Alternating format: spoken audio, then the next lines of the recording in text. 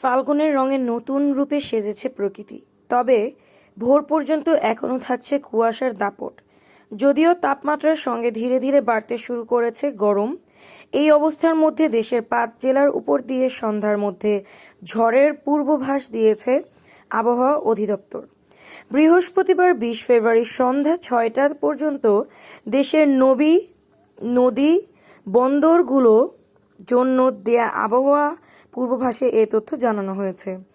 আবহাওয়াবিদ ওমর ফারুক জানিয়েছেন, এই সময়ের মধ্যে যশোর, কুষ্টিয়া, পাবনা, ফরিদপুর ও খুলনা অঞ্চলগুলোর উপর দিয়ে পশ্চিম অথবা উত্তর পশ্চিম দিক থেকে ঘন্টায় ৪৫ থেকে ৬০ কিলোমিটার বেগে দমকা অথবা ঝড়ো হাওয়াসহ অস্থায়ীভাবে বৃষ্টি অথবা বজ্রসহ বৃষ্টি হতে পারে। এসব এলাকার নৌবন্দরগুলোকে ১ নম্বর সংকেত দেখাতে বলা হয়েছে। এদিকে আগামী ৩ দিন ঢাকাসহ দেশের বেশ কিছু বিভাগে বৃষ্টির পূর্বাভাস দিয়েছে আবহাওয়া অধিদপ্তর। বৃহস্পতিবার সকাল ৯টা থেকে পরবর্তী ৭২ ঘন্টার আবহাওয়ার পূর্বাভাসে এ তথ্য জানানো হয়েছে। এর মধ্যে শুক্রবার ২১ ফেব্রুয়ারি রংপুর, রাজশাহী, ঢাকা, খুলনা ও বরিশাল বিভাগের ২-১ জায়গায় বৃষ্টি অথবা বজ্রসহ বৃষ্টিপাত হতে পারে। পরদিন শনিবার ২২ জানুয়ারি সিলেট বিভাগের ২-১ জায়গায়, আগামী রোববার ২৩ ফেব্রুয়ারি রাজশাহী ও খুলনা বিভাগের ২-১ জায়গায় বৃষ্টি অথবা বজ্রসহ বৃষ্টি হতে পারে।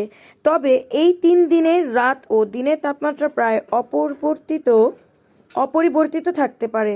বৃহস্পতিবার সকালে মৌলভীবাজারের শ্রীমঙ্গলে দেশের সর্বনিম্ন ১৩.৬ ডিগ্রি সেলসিয়াস তাপমাত্রা রেকর্ড করা হয়েছে।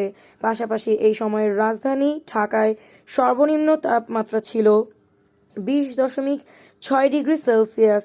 এছাড়া গত ২৪ ঘন্টায় খুলনার কয়রায় ১৪ মিলিমিটার ও মংলায় ৬ মিলিমিটার সহ মাইজদীকোট, বরিশাল, পটুয়াখালী, ভোলা, সাতক্ষীরা ও যশোরে সামান্য থেকে ১ মিলিমিটার পর্যন্ত বৃষ্টিপাত রেকর্ড করেছে আবহাওয়া অধিদপ্তর।